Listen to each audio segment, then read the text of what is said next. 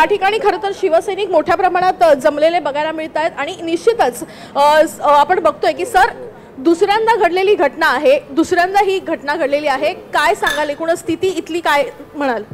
आम्हाला मी आणि अजित कदम होतो 9:15 आम्ही प्रबोधनकारांच्या इथे जमलो होतो जयंतीचा कार्यक्रम म्हणून, पण अजितला फोन आल्यावर मस्जिद आणि मी ते आलो तर कलर टाकला होता, पुतळा होता, आजूबाजूला सगळीकडे कलर असा लाल कलर टाकलेला होता, ऑइल पेंट होता. मग मी आणि अजितनी थिनर आणला आणि कपडा आणून साफसफाई सुरुवात केली.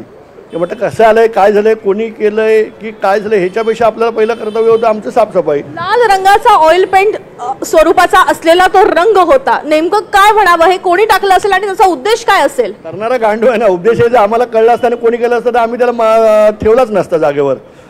ही अवलादच लपून काम करणारी आहे. संवेदनशील स्थिती निर्माण व्हावी या उद्देशानं केलेलं वाटतंय का तुम्हाला? एक तोच प्रकार, नाही तर कशाला कोण करेल. आणि सकाळी 6:15 नंतर झालं. आधी देखील अशीच परिस्थिती निर्माण झाली होती 18 वर्षापूर्वी झालेली. 18 वर्षापूर्वी तेव्हा पण शिवसैनिक आक्रमक झाले. हो, तेव्हा तर मुंबई बंद झाली होती, स्थगित झालेली. मला चांगलं आठवतं कारण आम्ही पिकनिकला त्या दिवशी निघालो होतो, रविवार होता आणि आम्ही परत रिटर्न आलो होतो ठाण्यावरनं.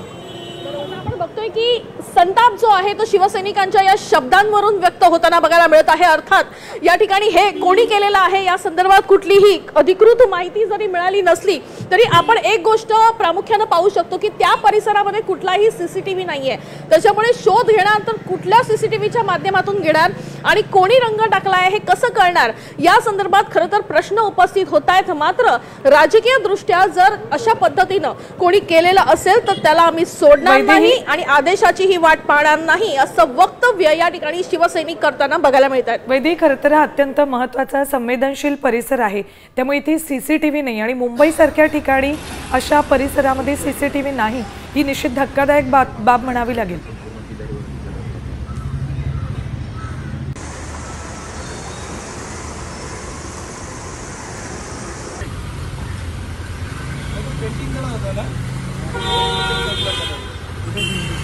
शिवसैनिक आक्रमक झालेले दादरमध्ये दाखल व्हायला सुरुवात झालेली आहे. या परिसरामध्ये आता तणावपूर्ण शांतता आहे. काही शिवसैनिकांच्या प्रतिक्रिया आपल्यापर्यंत आमच्या प्रतिनिधींनी पोहोचवलेल्या आहेत. मात्र ऑइल पेंट सदृश हा रंग फेकला होता तो तातडीनं काढण्याचं काम करण्यात आलेलं आहे. मात्र या परिसरामध्ये सीसीटीव्ही नाही आहे, त्यामुळे आता तपासणी करायची कशी हा सुद्धा प्रश्नच आहे. यापूर्वी 2006 साली 9 जुलैलाही अशाच पद्धतीनं रंग फेकला होता.